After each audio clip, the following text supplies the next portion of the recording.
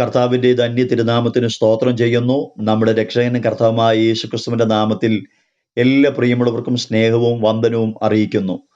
ദാനിയേലിന്റെ പുസ്തകം 6-ാമത്തെ അധ്യായത്തെ കേന്ദ്രീകരിച്ചുകൊണ്ട് ചില സന്ദേശങ്ങൾ നിങ്ങളുമായിട്ട് പങ്കുവെക്കുവാൻ കർത്താവ് സഹായിച്ചു വരുന്നുവല്ലോ.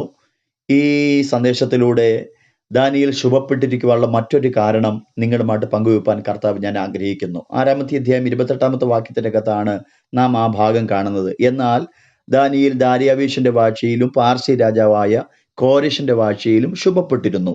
ദാനിയേൽ ശുഭപ്പെട്ടിരിക്കുവാനുള്ള ധാരാളം കാരണങ്ങൾ 6-ാമത്തെ അധ്യായത്തിൽ നമുക്ക് കാണുവാനും പഠിക്കുവാനും കഴിയും. അതിൽ ചിലത് ഞാൻ നിങ്ങളുമായിട്ട് പങ്കുവെച്ച് കഴിഞ്ഞുവല്ലോ. ഈ സന്ദേശത്തിലൂടെ ഞാൻ ഓർപ്പിച്ചതുപോലെ ദാനിയേൽ ശുഭപ്പെട്ടിരിക്കുവാനുള്ള മറ്റൊരു കാരണം നിങ്ങളുമായിട്ട് പങ്കുവെക്കട്ടെ. 6-ാമത്തെ അധ്യായം തന്നെ 23-ാമത്തെ വാക്യത്തിൽ അതിൻ്റെ അവസാന ഭാഗത്ത് ഇപ്രകാരം നമുക്ക് വായിക്കുവാൻ കഴിയുന്നു: അവൻ തൻ്റെ ദൈവത്തിൽ വിശ്വസിച്ചിരുന്നു കൊണ്ട് അവന് യാതൊരു കേടും പറ്റിയതായി കണ്ടില്ല.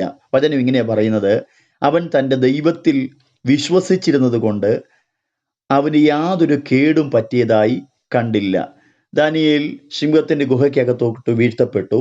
ദാനിയേൽ സിംഹത്തിൻ്റെ ഗുഹയ്ക്കകത്ത് വീഴ്ത്തപ്പെട്ടു. ദാനിയേൽ അവിടെ ആയിരിക്കുന്നത് ദാനിയേൽ രാജാവിനെ ഭയങ്കരമായിട്ട് അസ്വസ്ഥപ്പെടുത്തുവാനിടയായി തീർന്നു. തൻ്റെ ഉറക്കത്തെ കെടുത്തിക്കളഞ്ഞെന്നാണ് ദൈവത്തിൻ്റെ വചനത്തിനകത്ത് നമുക്ക് കാണുവാൻ കഴിയുന്നത്. നിർബന്ധപ്രകാരമാണെങ്കിലും രാജകൽപ്പന പുറപ്പെടുവിച്ചതുകൊണ്ടും താല്പര്യമില്ലാഞ്ഞിട്ടും ദാനിയേലിനെ സിംഹത്തിൻ്റെ ഗുഹയിലേക്ക് ഇടുവാൻ രാജാവിന് മനസ്സ് വെക്കേണ്ടി വന്നു. ഇത് നിമിത്തം ഭയങ്കര അസ്വസ്ഥനായി തീർന്നു. താൻ വലിയ നിരാശയിലാക്കപ്പെട്ടു. തനിക്ക് ഉറക്കം വന്നില്ല. തൻ്റെ ഉറക്കത്തെ കെടുത്തി. തനിക്ക് ശരിയായ നിലയിൽ ആഹാരം പോലും കഴിക്കാതെ, ഒരു സന്തോഷം കൈവരിക്കാൻ കഴിയാതെ താൻ വലിയ പ്രതിസന്ധിയിലാക്കപ്പെട്ടിരിക്കുക. എന്നാൽ പിറ്റേ പ്രഭാതമായപ്പോൾ അതിരാവിലെ തന്നെ സിംഹത്തിൻ്റെ ഗുഹയുടെ അടുക്കിലേക്ക് രാജാവ് ചെല്ലുവാനിടയായി തീർന്നു. ചെന്ന് ചെല്ലുന്നതിൻ്റെ ഉദ്ദേശം എത്രയുള്ളൂ: ദാനിയേൽ ജീവനോടിരിക്കുന്നുവോ എന്നറിയാൻ വേണ്ടിയാ. ദുഃഖ ശബ്ദത്തോടെ ദാനിയേലിനെ രാജാവ് വിളിച്ചപ്പോൾ താൻ പ്രതികരിക്കുമ്പോൾ രാജാവിനൊരു കാര്യം മനസ്സിലായി: തനിക്കൊന്നും സംഭവിച്ചിട്ടില്ല, ജീവനോടെ താൻ ഇരിക്കുന്നു.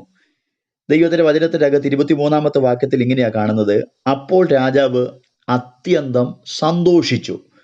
കഴിഞ്ഞ ഒരു രാത്രി, എൻ്റെ ഭാഷയിൽ പറഞ്ഞ ഒരു രാത്രി മുഴുവനും, കഴിഞ്ഞ ചില മണിക്കൂറുകളെല്ലാം തന്നെ അസ്വസ്ഥപ്പെടുത്തിയൊരു വിഷയമായിരുന്നു ദാനിയേൽ ജീവനോടിരിക്കുന്നുവോ എന്നുള്ളത്.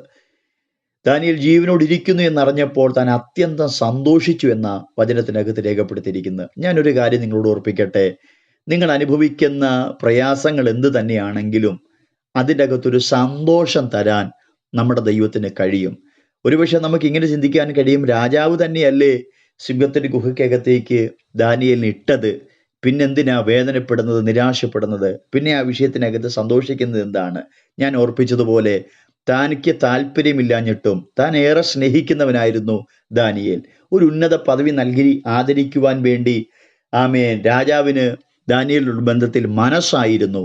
എന്നാൽ ചില ആളുകളുടെ നിർദ്ദേശപ്രകാരവും നിർബന്ധപ്രകാരവും താനിട്ട കൽപ്പന നടപ്പിലാക്കണം എന്നുള്ളത് കൊണ്ടും മനസ്സില്ലാ മനസ്സോടെ തന്നെയാണ്, അല്ലെങ്കിൽ താല്പര്യമില്ലാതെയാണ് ദാനിയേലിന് സിംഹത്തിൻ്റെ ഗുഹയ്ക്കകത്തേക്ക് രാജാവ് ഇടുവാനായി തീർന്നത്.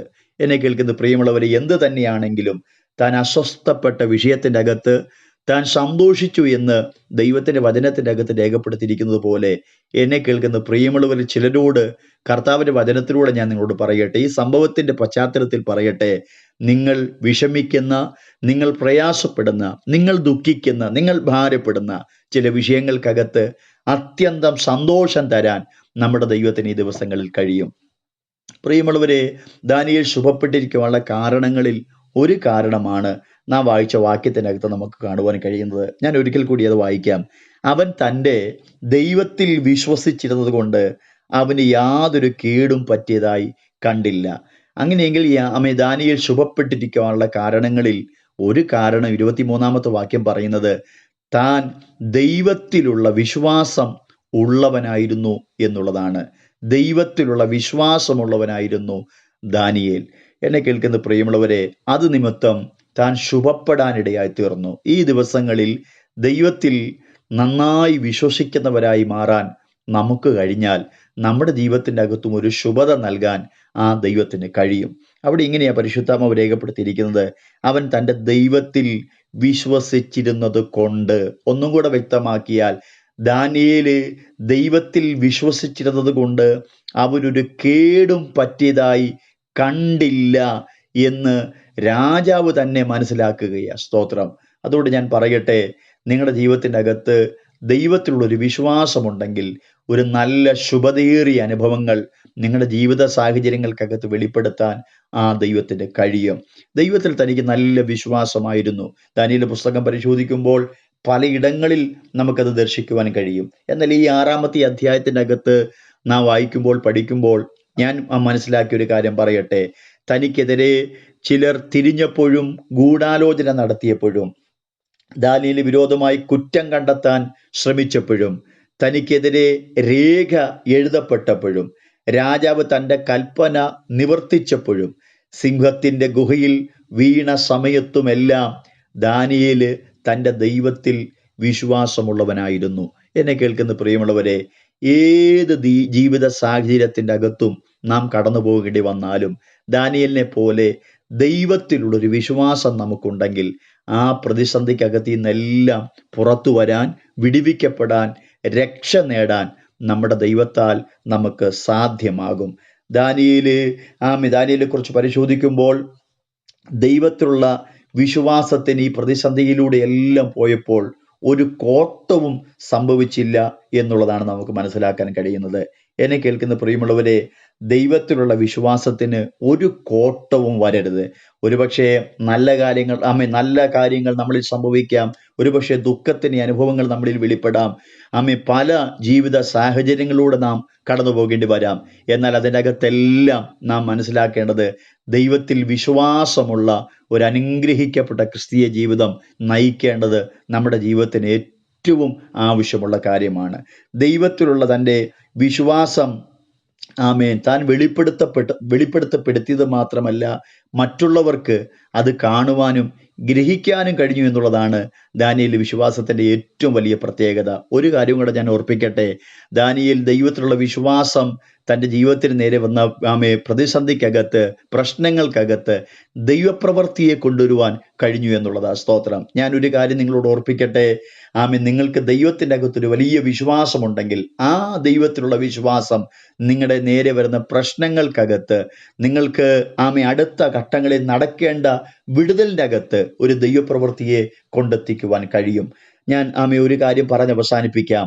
23-ാമത്തെ വാക്യത്തിൽ നാം കണ്ടത് ഇങ്ങനെയാണ്: അവൻ തൻ്റെ ദൈവത്തിൽ വിശ്വസിച്ചതുകൊണ്ട് അവന് യാതൊരു കേടും പറ്റിയതായി കണ്ടില്ല. അവന് യാതൊരുവിധ കേടും പറ്റിയതായി കണ്ടില്ല. സ്തോത്രം. എന്ന് പറഞ്ഞാൽ കേടുവരുത്താൻ നോക്കിയ ആളുകൾ അവിടെ ഉണ്ടായിരുന്നു. തനിക്ക് കേട് വരും എന്ന് വിചാരിച്ചവരുണ്ടായിരുന്നു. തനിക്ക് കേട് വന്നതിന് ശേഷം സന്തോഷിക്കാൻ സ്തോത്രം മനസ്സൊരുക്കമുള്ളവർ അവിടെ ഉണ്ടായിരുന്നു. എന്നാൽ തനിക്കൊരു കേടും പറ്റിയതായി കണ്ടില്ല എന്ന് ദൈവത്തിന്റെ വചനത്തിനകത്ത് രേഖപ്പെടുത്തിയിരിക്കുന്നു. ഒന്നും കൂടെ വ്യക്തമാക്കിയാൽ, കേടുവരുത്താൻ പറ്റിയ സിംഹത്തിന്റെ ഗുഹയ്ക്കകത്തേക്കാണ് ദാനിയേലിനെ വലിച്ചെറിഞ്ഞത്.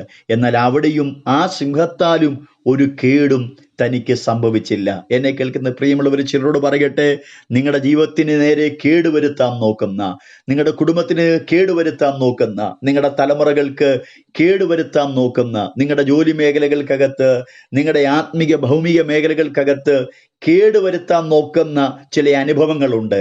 ഈ ദാനിയേലിനോടുള്ള ബന്ധപ്പെടുത്തി വചനത്തിന്റെ പിൻബലത്തിൽ ഞാൻ ഓർപ്പിക്കട്ടെ, നിങ്ങൾക്ക് കേടുവരുത്താൻ നോക്കുന്ന ഒരു പ്രശ്നങ്ങൾക്കും നിങ്ങളെ കേടുവരുത്താൻ കഴിയത്തില്ല. ദൈവം നിങ്ങൾക്ക് വേണ്ടി പ്രവർത്തിക്കുക തന്നെ ചെയ്യും. ദൈവത്തിന്റെ വചനത്തിനകത്ത് നാം പരിശോധിക്കുമ്പോൾ നമുക്ക് മനസ്സിലാക്കാൻ കഴിയുന്നത്, ദാനിയേലിന് കേടുവരുത്താൻ നോക്കിയവർ അവർക്ക് കേട് വന്നതല്ലാതെ ദാനിയേലിന് യാതൊരുവിധ കേടും സംഭവിച്ചതായിട്ട് നമുക്ക് കാണുവാൻ കഴിയുന്നില്ല. ദൈവത്തിൽ നിങ്ങൾക്കൊരു വിശ്വാസമുണ്ടെങ്കിൽ ഏതൊരു പ്രശ്നങ്ങൾ നിങ്ങളുടെ ജീവിതത്തിൽ വന്നാലും അത് നിങ്ങളെ തകർക്കാൻ കഴിയത്തില്ല, നിങ്ങളെ ഉടയ്ക്കാൻ കഴിയത്തില്ല, നിങ്ങളെ നശിപ്പിക്കാൻ കഴിയത്തില്ല. ഒന്നും കൂടെ വ്യക്തമാക്കിയാൽ, എൻ്റെ ഭാഷയിൽ പറഞ്ഞാൽ, ഒരു പോറൽ പോലും ഏൽപ്പിക്കാൻ യാതൊരുവിധ പ്രശ്നങ്ങൾക്കും കഴിയത്തില്ല. സ്തോത്രം. ഒരുപക്ഷെ ആഭിചാരങ്ങളായിരിക്കാം, ഒരുപക്ഷെ പല ക്രിയകളാകാം നിങ്ങളുടെ ജീവിതത്തിന് നേരെ വെളിപ്പെടുന്നത്, അല്ലെങ്കിൽ മറ്റുള്ളവരുടെ സംസാരങ്ങളാകാം, അല്ലെങ്കിൽ മറ്റുള്ളവർ നിങ്ങൾക്ക് വിരോധികളായി മാറി പലതും നിങ്ങൾക്ക് വിരോധമായി ചെയ്യുന്നതാകാം. എന്ത് തന്നെയായാലും നിങ്ങൾക്ക് ദൈവത്തിൻ്റെ അകത്ത് വിശ്വാസമുണ്ടെങ്കിൽ ആ വിശ്വാസത്താൽ ദൈവം നിങ്ങളെ സംരക്ഷിക്കും, നിങ്ങൾക്ക് വിടുതൽ തരും, യാതൊരു കേടും നിങ്ങളിൽ സംഭവിക്കത്തില്ല.